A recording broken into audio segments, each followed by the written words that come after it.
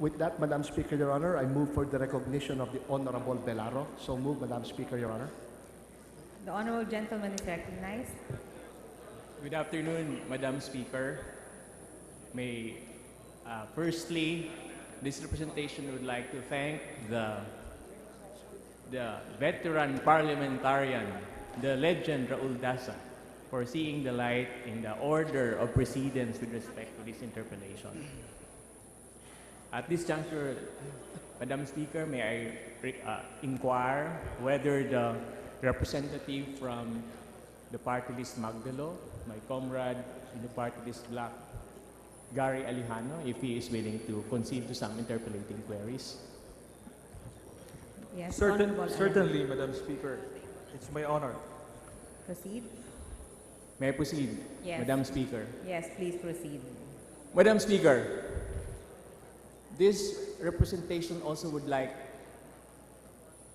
primordially to acknowledge the patriotic speech just delivered by the representative from the party list Magdalo for paying tribute to the unsung heroes of wars done and happened in this country. Perhaps it may be not remiss to cite the First World War, the Second World War, and his speech was an eye-opening venue for us to realize the sacrifices of these veterans.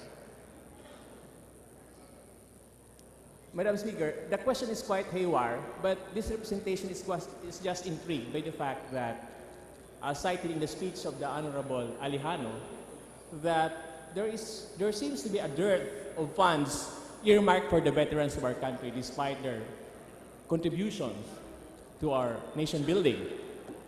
And one circumstance which strikes the mind of this representation is with respect to the Veterans Bank. The Veterans Bank, as for all you know, ladies and gentlemen, has a lot of funds and is endowed with a lot of resources. And so with this background there, ladies and gentlemen, Madam Speaker, the first question is which is but fitting to ask the honorable gentleman from Magdalo is that whether has any of these funds, these vast funds from Veterans Bank, actually trickled down for the benefit of our veterans in the Philippines? Thank you, Honorable Belaro. Actually, that issue was taken in the last Congress in the Committee of Veterans Affairs and Welfare because we know for a fact that there are billions of pesos that are unpaid to our veterans, and considering the fact they are now old and they need medical attention.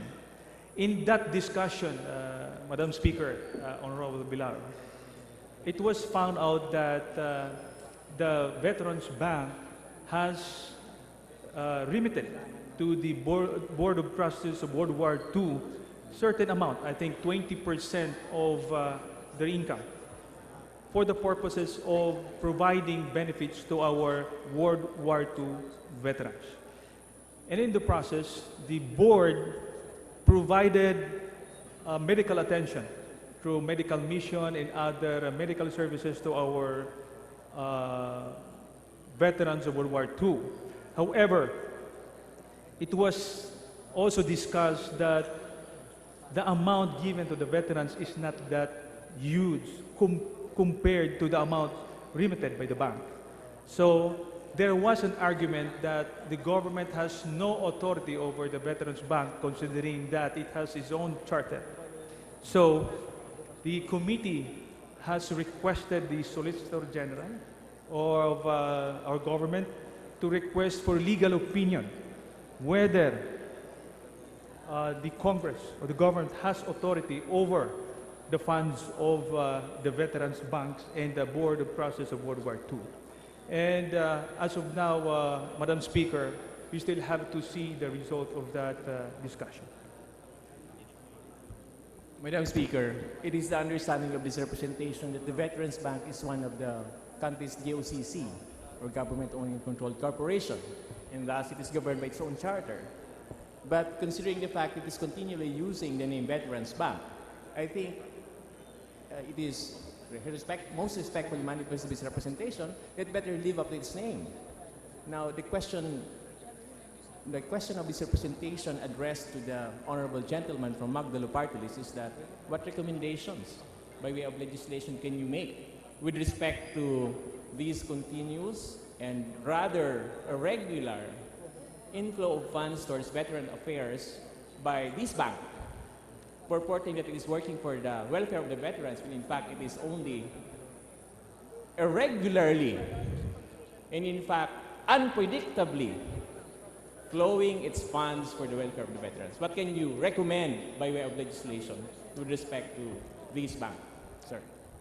I guess, Madam Speaker, my esteemed colleagues, we have to continue the discussion on the issue of the funds of the Veterans Banks so that we can have a clear picture as to whether these funds will be allocated to our veterans or be provided for the medical benefits of our veterans.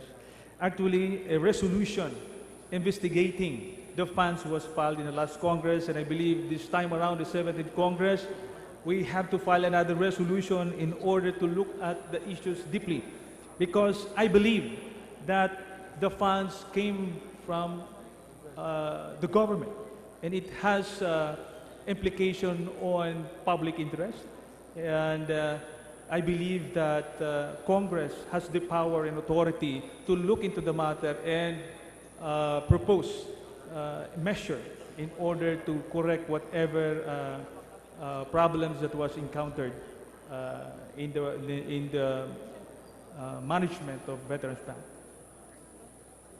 Madam Speaker, by way of final note, this representation would like to thank the honorable gentleman from Magdalo Party List for delivering such a patriotic speech. And it is the fervent hope of this representation that the war veterans will not be buried in the memory of our people, and much less in the memory of the government, much less by not remembering them for the funds that truly should flow for their welfare and for the benefits that they rightfully deserve through the years. Thank you, Madam Speaker. Maraming salamat pa. Majority Leader.